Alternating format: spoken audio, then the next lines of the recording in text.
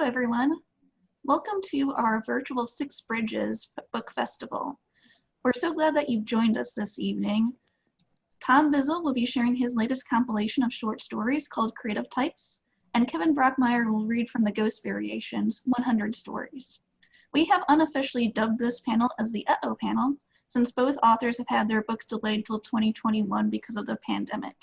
But if you are interested in buying one of their books, Wordsworth Bookstore in Little Rock will have copies once they're available.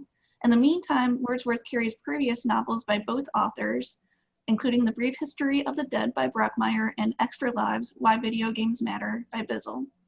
If you'd like to ask a question during this session, please open your chat box and type it in there. I'll be keeping an eye on your questions, and I'll try to ask as many of them as I can before our session ends at 8 p.m. Now I'd like to introduce both of our authors. Tom Bissell was born in Escanaba, Michigan. His short fiction has won 2 Pushcart Prizes and has been published in multiple editions of the Best American Series. His work, Creative Types, is a collection of his short stories that vividly renders the complex worlds of characters on the brink of artistic and personal crises, writers, actors, and other creative types who see things slightly differently from the rest of us. Bissell lives in Los Angeles with his family. Kevin Brockmeier is the author of 7 previous books of fiction and a memoir. He has published his stories in such venues as The New Yorker, the Georgia Review, McSweeney's, and the Oxford American. He has received the Borders Original Voices Award, 3 O. Henry Awards, the PEN USA Award, a Guggenheim Fellowship, and an NEA grant. Brockmeier teaches frequently at the Iowa Writers Workshop, lives in Little Rock, Arkansas, and has participated in the festival each year since its inception. So Brockmeier is going to kick things off by reading some of his favorite short stories from the Ghost Variations, and then I'll ask Bissell about his short story, Creative Types. And then afterward, we'll do a question and answer session. So Kevin, please feel free to start things. Thank you very much. I'm presuming everyone can hear me. Shannon? Yes, okay. Thank you all for attending. Shannon, thank you for moderating this. Tom, thank you for participating as well. This is a very unusual literary festival. One of the virtues of it, however, is that we can get participants like Tom, who might not have been able to be with us otherwise. I've read his work, I've read the new book, and I'm delighted to be sharing the hour with him. All right, so at past festivals, I've occasionally read from this same collection, and I wanted to read material that I had not read before. Shannon suggested that I pick out a couple stories, one of which was completed with some ease, and one of which was completed with some difficulty. So I've tried to do that, but I also tried to pick a couple stories, first of all, that I hadn't read before. But second, I was thinking about this collection and what it is that binds the whole thing together. And one of my ideas was this. A couple years ago, I gave a reading at the Literary Festival with Adam Ehrlich Sachs. And I know some of you were in that room. I think he's a wonderful writer. And he said that he was thinking about Faulkner's famous statements about the purpose of literary fiction, which he said was always about, the best of it, he said, was always about the human heart in conflict with itself. And Adam said that his work, on the contrary, was about the human brain in conflict with itself. And I thought that was interesting, and I was convinced that if I thought about it, I would be able to find a way to adjust that phrasing and apply it to this book. And I never found a way that I thought was as graceful as I wanted it to be. But the best thing I've come up with is this, that it's in a lot of ways a book about human being in conflict with itself. I'm not wholly satisfied with that because human being has an independent meaning. And that's not really the meaning I'm trying to zero in on. What I mean to say is that there's an aspect of ourselves that addresses itself to being, and there's an aspect of ourselves that addresses itself to non-being. And this book, in many ways, is about the back and forth between those two aspects. So I also wanted to try to choose a story, one of which I thought addressed itself mostly to being, and one of which addressed itself mostly to non-being. All of the stories in the book, for those of you who aren't familiar at all with it, are very short, one manuscript page apiece, but 2 pages in the published edition. And they're all about ghosts in one way or another, although very few of them are traditional spooky ghost stories. So in any case, I'm just going to read 2 stories, both of which are very short. One of which I completed with ease, or some ease, one of which I completed with more difficulty, one of which addresses itself to being, and one of which addresses itself to non-being. So the first of them I'd like to read is called Every House Key, Every Fire Hydrant, Every Electrical Outlet. And another reason I chose this one is that among the very small handful of people who have already had the chance to read this manuscript, 2 of them told me that this was their favorite story in the book. All right. Every house key, every fire hydrant, every electrical outlet. She was a difficult child to manage. Not difficult in the way of most 2-year-olds. She slept soundly enough, enjoyed her baths, was careful with her toys, and kept her socks on her feet. And as for her appetite, it was almost indiscriminate. Even the meals she initially rebuffed, she could be persuaded to reconsider. However, she cried inconsolably when she saw the headlights of certain cars approaching, refused to toddle past the tree in the yard without kissing the bare spot on its trunk, and seemed personally affronted by electrical outlets, swatting at them with her palm and demanding no, stop, before backing distrustfully away. And about those rejected meals, sometimes she would clamp her lips closed when offered a plate of food, tucking her chin disdainfully into her bib. But if you stirred the ingredients, or even just rearranged them a little, she would wolf them down. What she was thinking it was hard to know, since she lacked the vocabulary to explain herself. No color was so bright, and no noise so conspicuous, as the submerged reality her senses seemed to present to her. The problem she perceived, but was incapable of expressing, was that, arranged just so, a hot dog, a lump of peas, and a dollop of creamed carrots made a face. And she couldn't see a face without imagining it was inhabited. And of course, she was right. The objects of the world pressed up against the barriers of their faces, staring out of them in dumb captivation. Every chest of drawers, every sneaker tread, every cigarette lighter, everything with the suggestion of 2 eyes and a mouth hosted a secret visitor. Those visitors were the ghosts of the dead, who had no features of their own, and therefore borrowed the faces of pot lids and wood knots to peer out at the living. They watched them argue and kiss, cook and bathe, read and exercise, and sleep side by side. If only people understood how tedious the afterlife could be, the ghost thought. How starved a spirit could become for motion, activity, fizz, transformation. Maybe they would do something better with their lives. The faces never spoke to the child, never even varied their expressions, but she understood that they were there, awake, watching, and responsive. Some of them she tried to comfort, while others she hid from or spurned. How was she able to guess what lay inside that mute host of haunted objects, you might wonder? But that isn't really the mystery. The mystery is how she decided which of them she was going to love. And the second story I'd like to read is called Action with an exclamation point. That famous director, standing at the edge of the railway concourse, is determined to make a movie that is, as they say, literally unwatchable. 71 and garlanded with more honorary doctorates and lifetime achievement awards than he knows what to do with. He feels again like the wild-haired punk filmmaker of his enfant terrible days, whose work Cineforum so memorably dubbed the wreck not only of the art world, but of art and of the world. Once again, he has a purpose.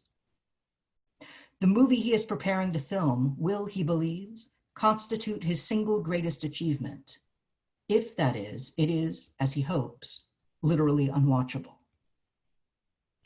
By literally unwatchable, he does not mean a movie that is bad or distasteful, or at least not per se, not unwatchable for those reasons.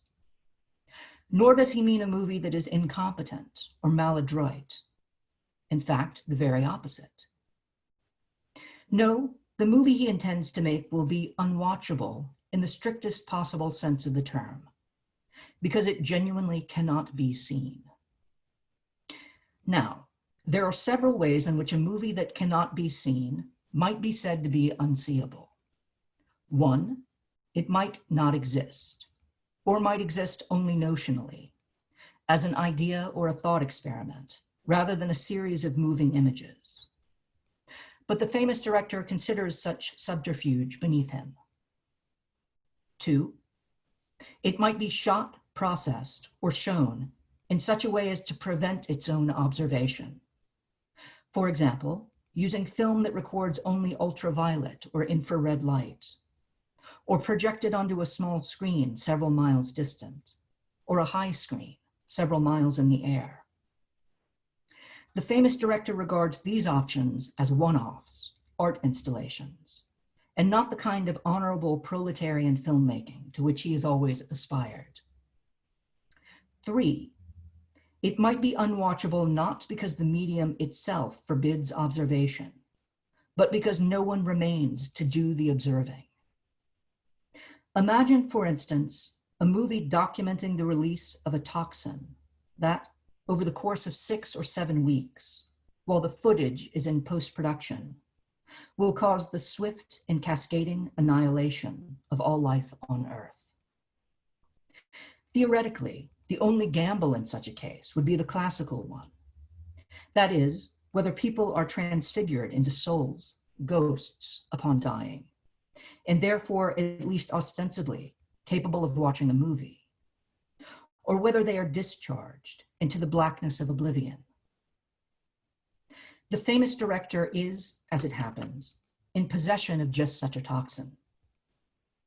He stands at the edge of the busy concourse, beneath the boom mic and the tungstens, and mops the sweat from his brow. The camera is rolling. He pries the top off a capped glass vial.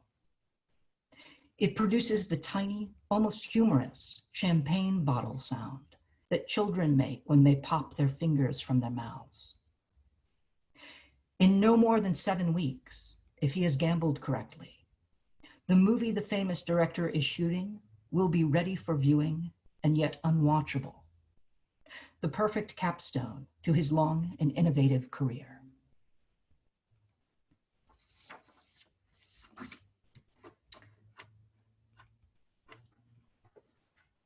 All right, so let me hand it back over to Shannon and Tom.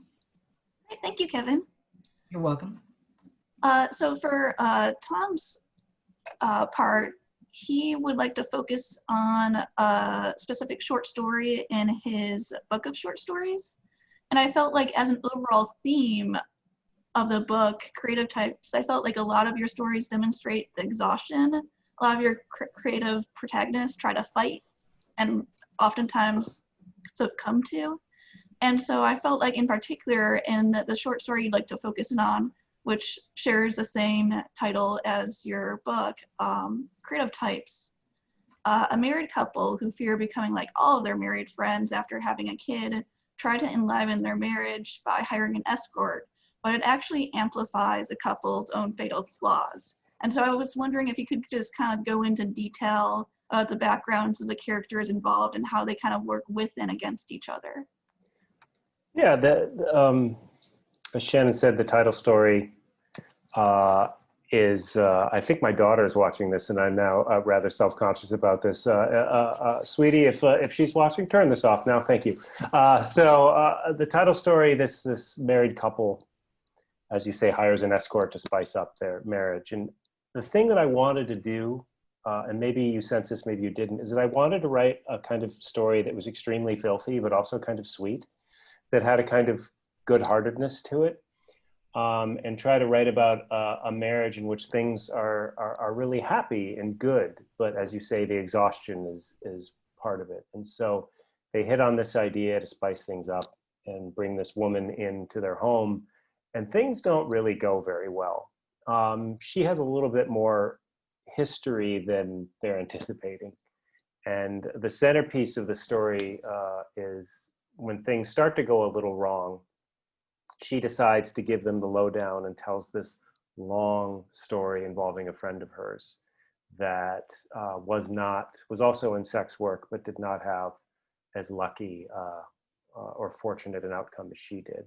And so that sort of brings the mood down a little bit. And then they all kind of try to deal with this information. But the thing I think I like about the story is that the husband and wife don't ever come into dispute with each other. They both, their bond remains very strong. And it's more that I think they realize this impulse to invite someone else into your own intimacy.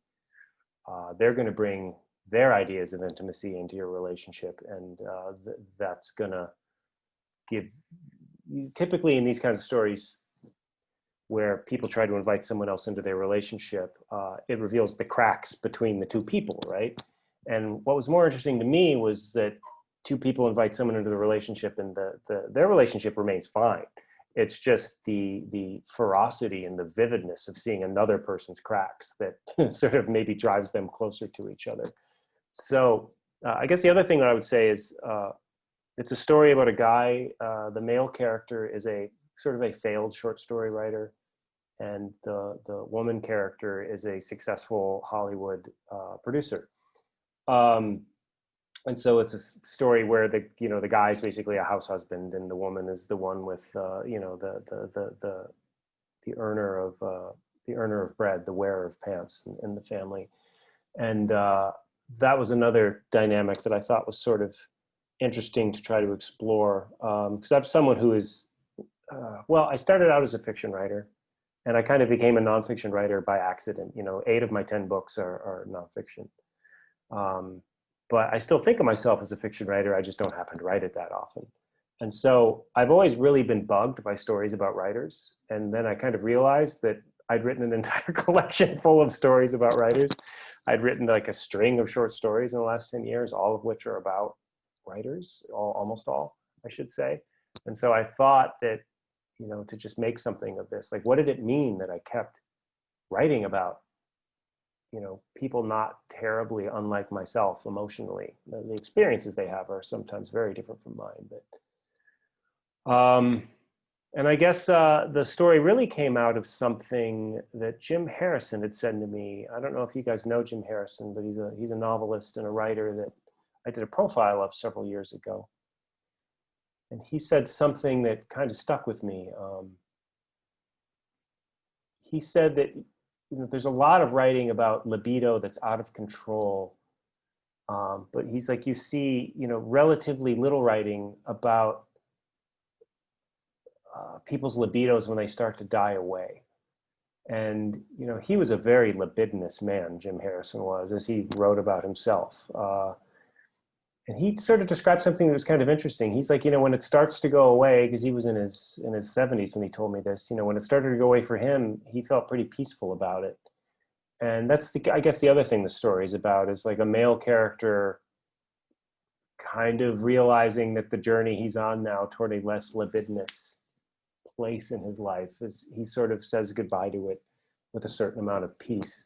So these are all the things that I was trying to sort of address. And I think if anyone is as a parent of children who's listening, like, it's a pretty startling thing that happens to you when you have children, that, no matter how much you love your partner, and I love my partner intensely, suddenly, lots of things change in your relationship. And that was the other energy I was sort of wrestling with, is going from that feeling of being just as in love and compelled and attracted to as the person you're with it more than ever before, but now you're running a daycare. and that's like a weird, very weird impact upon what was previously a pretty important part of your relationship. So yeah, that was kind of a bunch of stuff that was kicking around in my head when I wrote that story. Yeah, I was also struck by, I had to like read it twice to really understand the part where everything starts going downhill about the husband gets really uncomfortable with her tattoo, which says classy lady with dollar signs. And like at the beginning, the wife is very concerned about the husband being classist or condescending. And like the first time around I read that scene, I was just like, oh, this is really annoying the wife. And I had to like kind of read through it again to get her to try and to like actually understand that she was trying to like mitigate and just kind of like mitigate that instead of being necessarily annoyed by that. Yeah. Yeah, everyone here is a willing participant in an adult who wants to have this crazy experience together, and the guy gets hung up on this classy lady tattoo, which he realizes is really petty of him. And then this is when the escort decides to tell him a story about where and when she got that tattoo, which I don't want to spoil it, but it kind of puts the guy in his place. And this is not a hooker with a heart of gold short story, so don't think that. But it's also not a traumatized, powerless sex worker who's manipulated by other people either.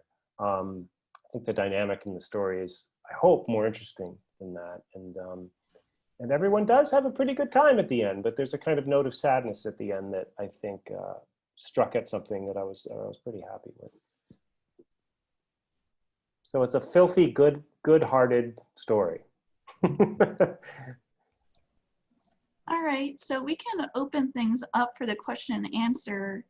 And right now we don't have any coming in yet, but I'll just ask my own questions. You do have one question there in the chat. Oh, okay. And it's for Tom, and it's, what is your favorite of your nonfiction works? Oh, gosh.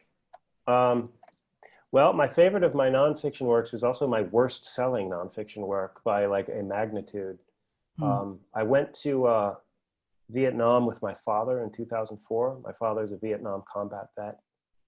And I just intended to write a magazine piece about if we could find the place where he was almost killed. He got blown up pretty bad. He had 200 separate wounds. The man standing next to him, his sergeant, was killed. So my dad was a lieutenant. And I thought, being a horrible mercenary magazine journalist, I could get an interesting magazine story out of this. My dad had never been back. So we went back, and it was just such an amazing trip that I thought, I have to write a whole book about this. So me and my dad, when I started the book, there was no war going on in Iraq. And then the war broke out when, no, was there a war going on in Iraq? Yeah, there was. The war had already started, forgive me. But then the book kind of became sort of a meditation on like why our country sort of does some of the dumber geopolitical things it has done, wrapped around. So it's kind of like a history of the Vietnam War, sort of a meditation on it, but then also a portrait of my father's and my relationship. And also, there's lots of interviews in the book with the children of American veterans, of South Vietnamese veterans, North Vietnamese veterans, and the children of Viet Cong. So basically every side of the war. And I think it's probably my best book. I don't think I'm going to ever write a better book than that. And it's also important to me because it's a book that, despite selling about 14 copies, it's a book I know I can give, my own kids someday, and they can maybe know their grandfather in a way that they didn't get a chance to because, I had kids rather late. So that's my favorite of my book. Somebody wanted to make sure you repeated the title. The Father of All Things, which comes from something Heraclitus said, which he said, war is the father of all things. Okay. Oh, I have a question for you, Kevin. Which was the hard one and which was the easy one? Okay, somebody else asked the same question in the chat. The questions are showing up in the chat panel rather than the Q&A box, Shannon. Okay. Yeah, so like here was a case where these are very short stories. So there's a way in which a lot of them are simply conceptual. And if you pursue the conception from beginning to end, you finish the story. In this case, though, the one that was easier for me to write was Action, the one about the director. Because the idea, it's a very linear story. Like once you understand how it's progressing, it just pursues its mission, 1, 2, 3. The more difficult one for me was every house key, let's see, I'm blanking on the title. Every house key, every fire hydrant, every electrical outlet, about the little girl. And I knew how that story would progress up to a point. I knew it was about her perceiving personalities inside the faces of all these mute objects, which it's very tempting to do and which I've done my entire life. And I also knew that those objects would turn out to be inhabited by the ghosts of the dead. What I did not know was quite how to end it. So the story about the director adopts one and only one point of view, his. The story about the little girl seems at first to be from an outside point of view or the parents' point of view, and then eventually ventures into the little girl's point of view, and then into the ghost's point of view. And I was okay up until then, but it didn't feel finished yet. So I had to figure out that last paragraph. And the last paragraph is basically like, what's the question behind this story? What's the mystery here? And it suggests that the mystery is not maybe what you think it is, how she perceives these beings, but why she chooses to love the one she loves. And it took a while for me to perceive that about the story and understand that's what it wanted to express. It's a really beautiful story. That's definitely one of my favorites from when I read the book too. I appreciate it, thank you. Yeah. So I think, Kevin, someone else chimed in about what they would also like you to answer. What are some of your favorite nonfiction works? And then another person mentioned, since you're not able to hand out your list of 100 favorite books, if that could be somehow emailed to people who would like that. I can absolutely do that. But in addition, some 20 years after I should have, I now have a website. So if you go to kevinbrockmeier.com, there's a page that's dedicated to those lists. And you can click on any one of them and read, if you're interested, my 50 favorite books or 50 favorite movies. And there are all sorts of subordinate lists, like my 10 favorite novels about ghosts, or my 10 favorite movies about ghosts, or my 10 favorite British New Wave albums. There are so far about 75 of these lists, and there will be many, many more to come. But that's the easiest way to take a look at that list and any other if you're curious about them. I plan to keep updating that page pretty regularly.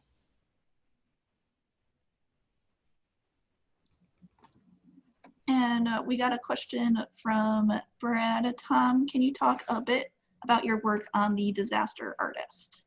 Also, what is it like to have your books delayed? Can you both talk about that? Yeah, I'll do the Disaster Artist one really quickly. I don't know if everyone knows about that book or movie.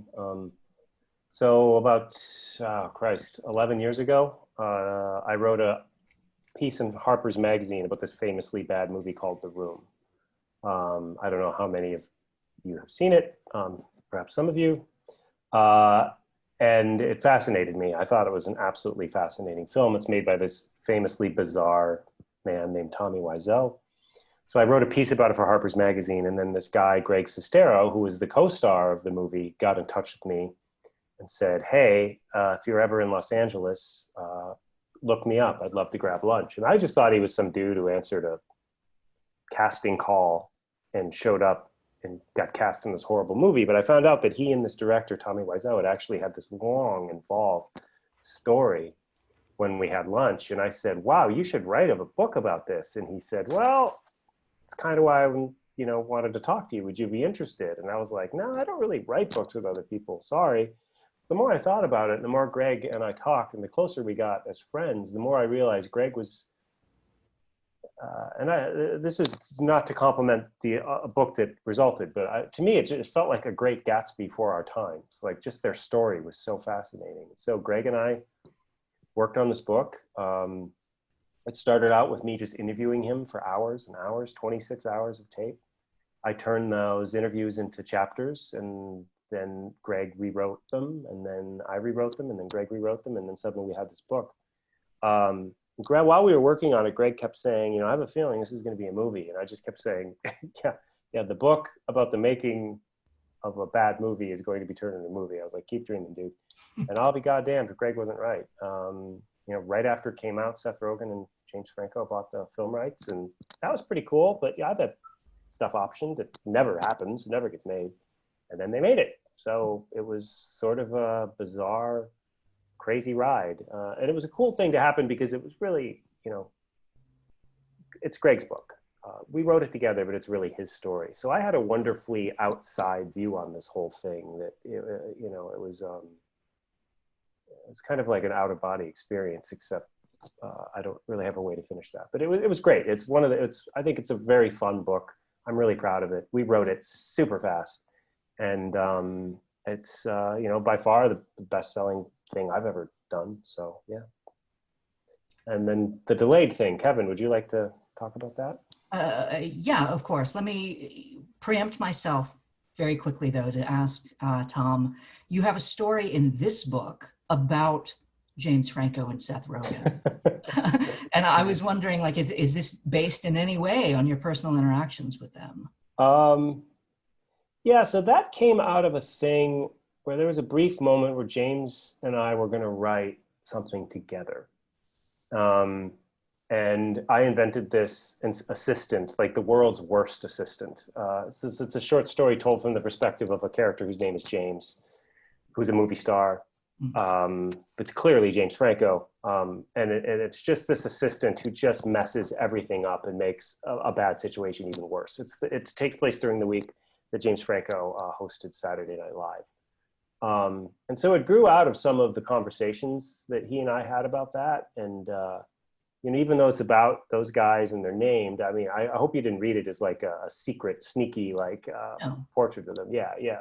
It's really just about, you think this character of this assistant who's getting pushed around and manipulated by these powerful people is sort of like this underdog character, but you realize that the assistant is actually a very sinister, sociopathic kind of character. So that was the fun of that story, was turning the underdog into the villain by the end. Yeah. Yeah. To answer the question about the delay in publication, Tom, I'm presuming you found out maybe even the same day I did, which was only about 6 weeks ago, that our books, which, you know, as far as I knew, were kind of scheduled to come out. I was expecting to get my early copies, were going to be pushed back to the new year. In my case, I think it's March 6th or 7th or 8th or something like that. And it was deflating for an instant. You know, I mean, I know that there are problems that are much graver than this particular problem.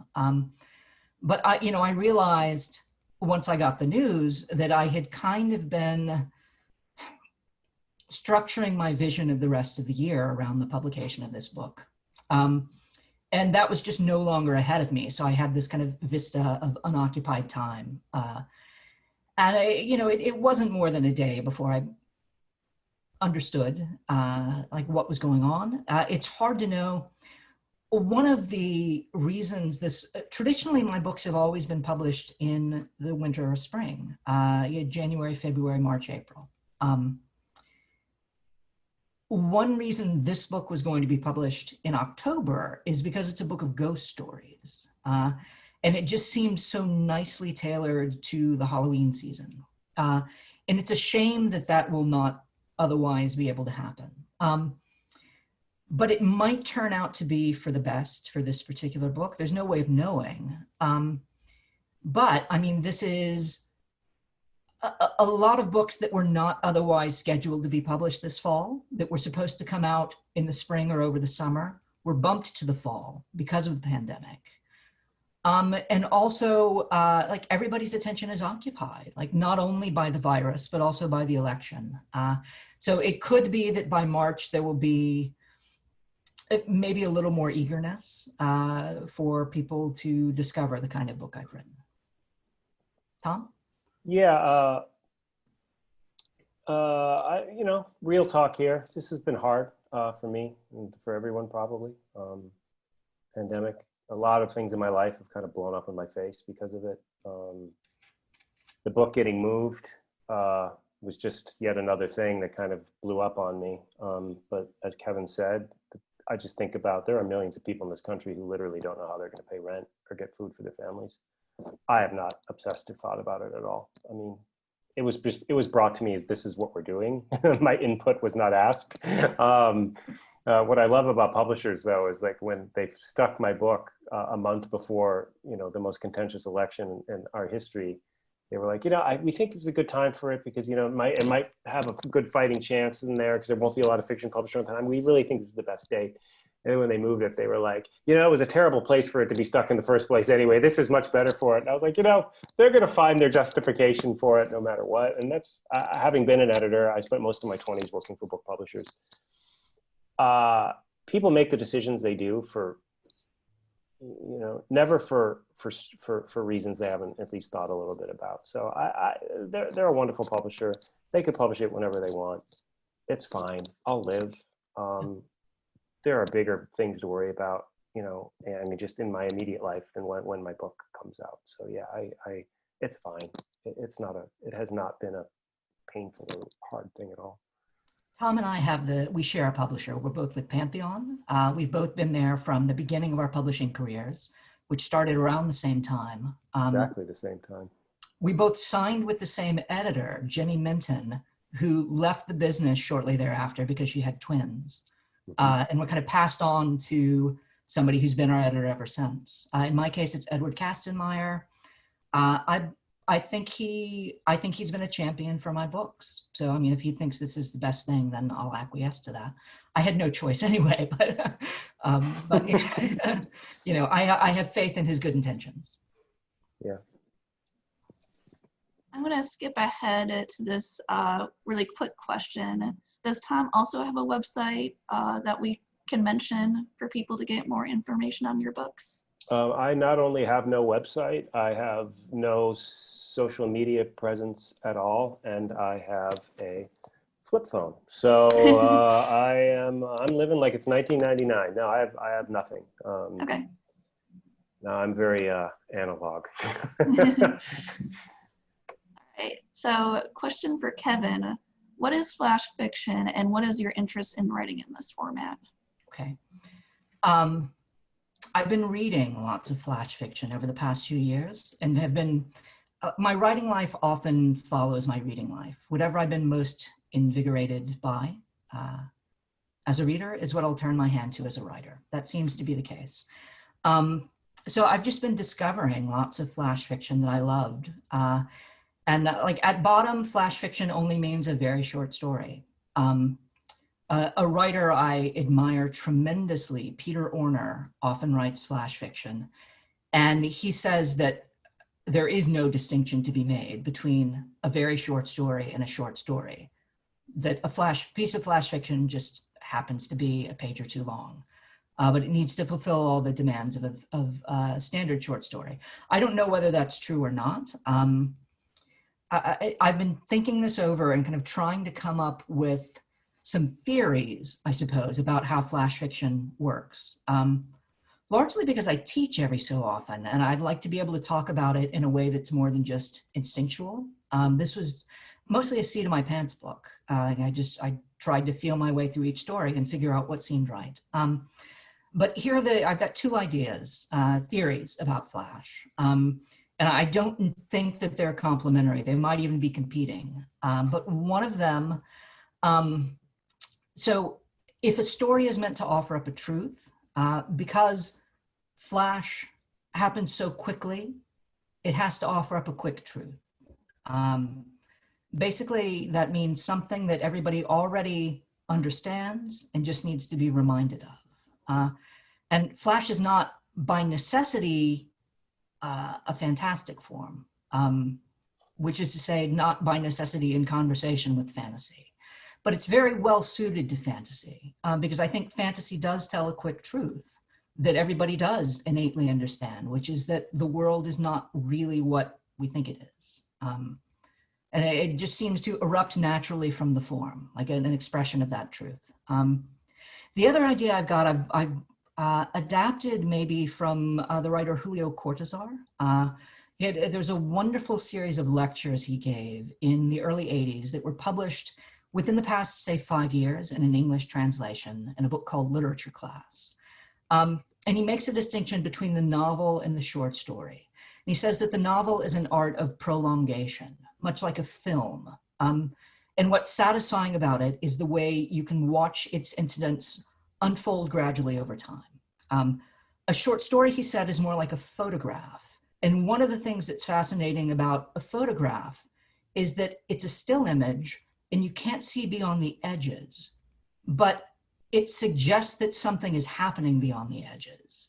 And so it allows you to think about what might exist on the other side of that aura. So my idea, like borrowing kind of his distinction, my thought is maybe that flash fiction is simply and only that aura or emanation. In other words, this would mean that it doesn't necessarily express a truth at all. It just kind of hints around the edges of one. And in this book, I think there are stories that are the quick truth type of stories. And there are stories that are the subtle emanation type of stories. But like, there's no hard and fast rule that flash has to be only one thing other than shorter than, say, 800 words. Thanks, Kevin. Sure. We got another question for Tom. Tom, you said you see yourself as a fiction writer, but you've mostly written nonfiction. How did this come to be? Was it primarily a commercial decision, or were you drawn to the nonfiction subjects, or just had problems getting the fiction writing going? Oh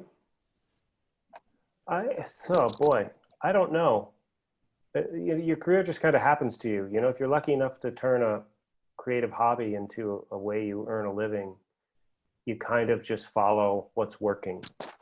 And I've written 4 novels. I've never thought any of them were good enough to try to get them published. So novels and I just don't seem to work. I love writing stories. I will never write another novel, ever. I've just given up. Disaster Artist is, kind of feels like a novel. Some of my other nonfiction books are sort of novelistic. So I've totally exercised any desire on my part to write a novel.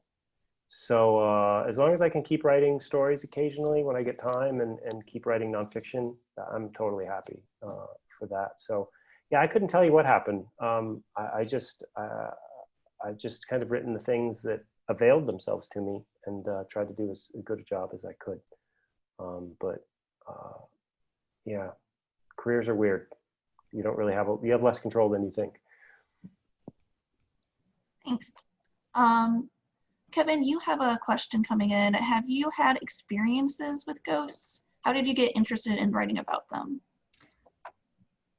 I so much wish I had experiences with ghosts.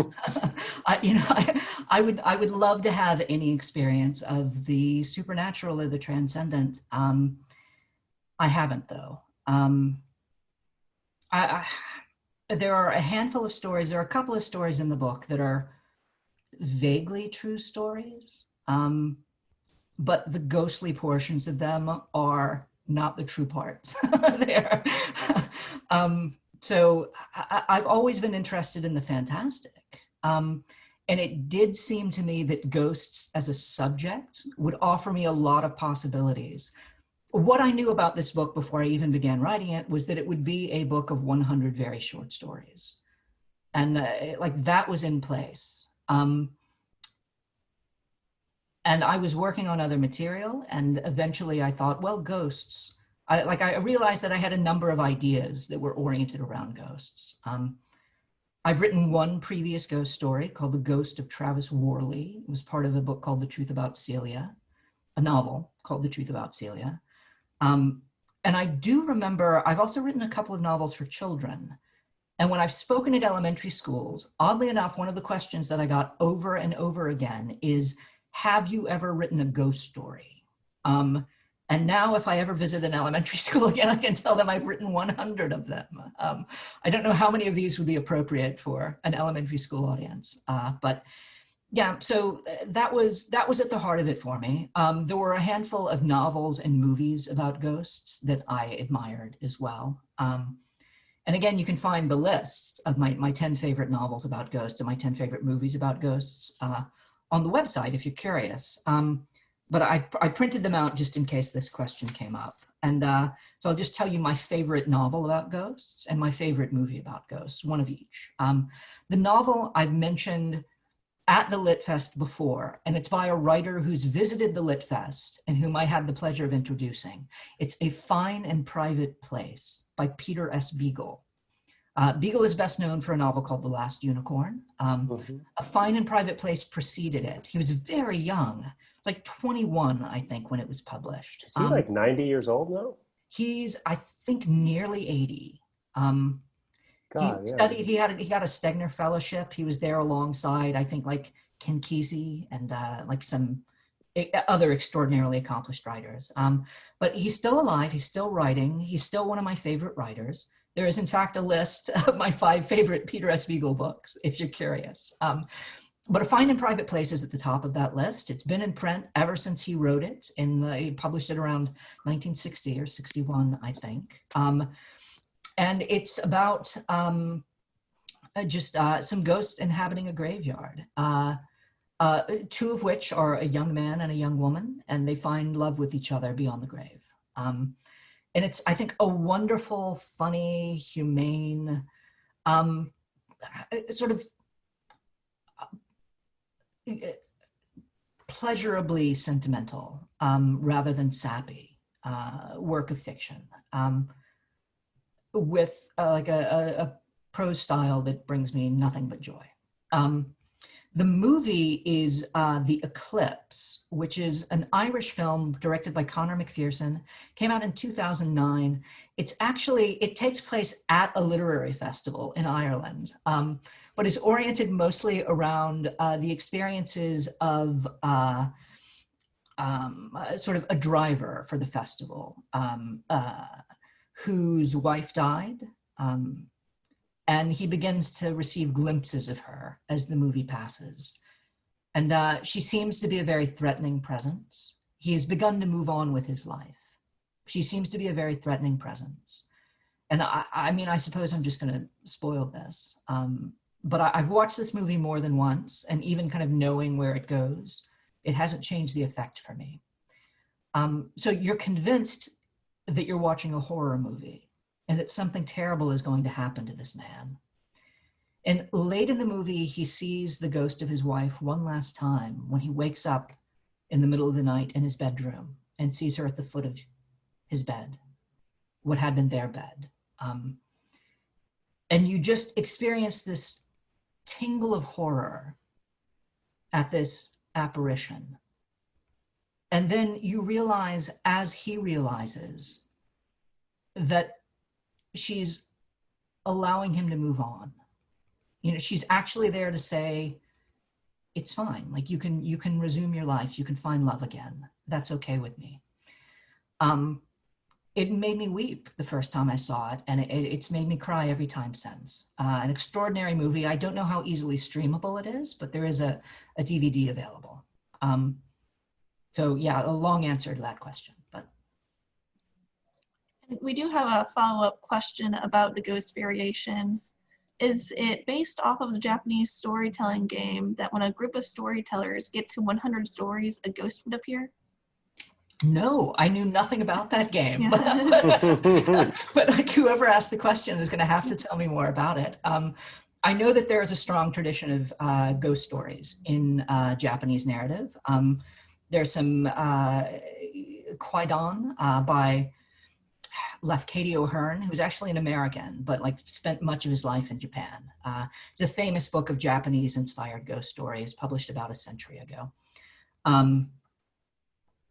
Maborosi is a movie by my favorite director, Kori Ede Hirokazu, which is in a way a ghost story. So, I mean, I do admire that tradition of kind of Japanese ghost stories, but I knew nothing about the game. Can I ask Tom a question real quick? Of course, yes. So the opening story in the book, A Bridge Underwater, a device that allows the story to move forward is a game of rock, paper, scissors, fire. And according to the story, you can use fire once and only once in your lifetime, and it defeats everything else. Yeah. I was curious whether in your lifetime you had used fire, or is it yet to come? No, I've never used fire, but when I was a kid, we invented fire to play it. And then, later on, I realized that fire really unbalanced rock, paper, scissors, because it throws the perfect balance of every option off to have a fourth option. And so, when I was just thinking that through, because I think when I had them use fire, and I had it that they'd incorporated fire into their game, but I thought, no, what's more interesting is that they have a rule that you can only use it once and only once. So, and then of course you're expecting it to be used again, and it's not used again. And I wish I could say that was on purpose, that it was only pointed out to me that I'd violated Chekhov's first law, Chekhov's pistol. Of course, you see the pistol or the mantelpiece in the first act of the play, it has to be fired by the third act. I mentioned this mystical device that you can use in rock, paper, scissors, and then it never really comes up again. So I'm going to pretend that was on purpose, and there's a deeper metaphysical meaning there. And I'm going to look directly into the camera when I say that, and hope that you buy it.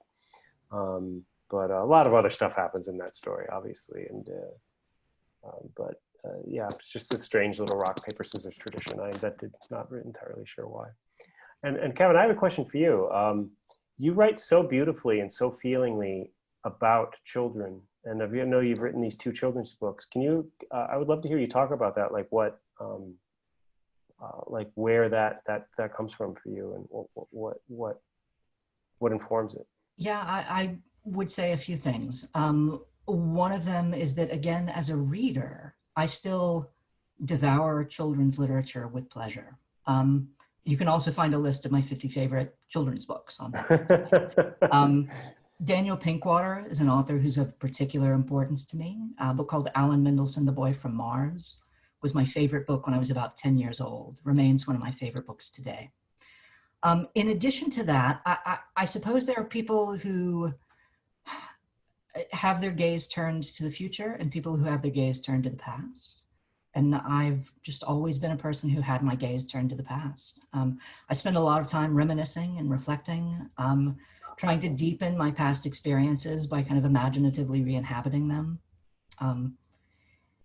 And in addition to that, when I was in college, I worked at a daycare. And it was, other than writing, by far the best job I've ever had. Still remains one of the best things I've done with my life, I think. And part of what was what made the experience so important to me was that I genuinely loved those children, like those specific children that I was working with. And I think they could tell. And in some ways I was a pushover. I was a terrible authoritarian. I could not keep them from screaming and running around, but I was a good entertainer. And one of my methods was to sit all the children down and tell them stories. And I would invent stories about them and their adventures. One of them I was thinking about recently, we had gone to Showbiz Pizza as a school. And so I told them a story in which we had discovered that the balls in the ball crawl at Showbiz Pizza were secretly sentient, and they had been enslaved by Showbiz. And we had to stage a jailbreak. And I would always ask them questions and they would help me fill in the details. So the first of the children's novels I wrote is called City of Names, and it's dedicated to the children at that particular daycare, who were all, by that time, 11 or 12 years old and kind of capable of reading on their own. Thank you. You're welcome. All right, we have about 5 minutes left. Kevin, I was kind of wondering, you separate in your book, you separate the stories into certain categories, and I was wondering, like, if you wrote all the stories first and then decided on the categories, or if you came up with the categories first. I knew that the book was orienting itself around certain obsessions, but no, I did not have the categories in place when I began writing the book. This was my editor's idea. I was happy enough to have 100 stories in sequence without any interior divisions other than that. But Edward, my editor, believed that the book would be more readable if it were divided into sections. And there is, at the end of the book, will be at the end of the published book, a concordance of themes, which is very ornate and applies these themes to all the stories in the book in various ways. Stories about ghosts and the lucky, ghosts and the unlucky, ghosts and art, ghosts and music. There are probably 40 different subcategories. But these were all imposed on the book after the fact, like as a way for me to satisfy my editor's idea. All right, I think we have time for one more question, and then I'll let you, either of you, if you want to have any last words for this session. But the next question to both, are you working on anything for future release? I've been doing a lot of screenwriting for the last few years, both for video games and for television. It's really where most of my creative energy is going right now. Just started a few days ago working on a pilot that I sold to a network, and we'll see how that goes. Maybe it'll get shot, maybe it won't. Book-wise, I think I'm probably done for a little while, but I look back, I don't write books until I have to write books. And what about have to, I don't mean financially, I mean just like emotionally and creatively. That's kind of how I've done it. Every time I've tried to write a book for any reason other than demonic determination or desire, it has not worked out very well. I'm not in the middle of a big new project yet. I've written some piecemeal things. I wrote an essay about Marilyn Robinson for a book that a small press is putting out of appreciations of Marilyn Robinson. I would like to write a book about music. Specifically, I mentioned British New Wave music earlier. It's actually very important to me. I love that music. And I'm trying to find a way to write about that kind of music. I haven't yet quite determined what shape a book like that should take. But that's my idea, at least. I have a recommendation for you, Kevin.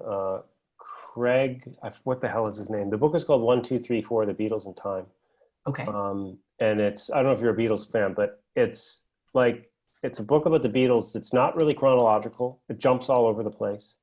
There's relatively short chapters, and it's this fascinating. I've never really read a book about music or about a band quite like it. Craig Brown or Craig Murray, but 1, 2, 3, 4. It is so wonderful. I highly recommend it. I think you would like it. I think you'd like it a lot. I'll pick it up. Thank you. Yeah. It might give you an idea about how to tackle British New Wave music. Well, that's what I need. So I hope it does. Yeah. So Shannon, are we? Yeah, we're at the end of the session. So thank you so much, Tom and Kevin, for being here. If people in the audience would like to show their support for the Six Bridges Book Festival and these fantastic authors, you can purchase their current works or pre-order their works from the local Little Rock Wordsworth Books. So thank you again, and thanks for attending this session. And if you're interested in attending more events that the Six Bridges Book Fest will hold, you can check out their schedule on CAL's website for more virtual events. All right, thank you, everyone. Thank you, everyone. Thanks Thank you, all. Kevin. Thank you, Shannon. Tom.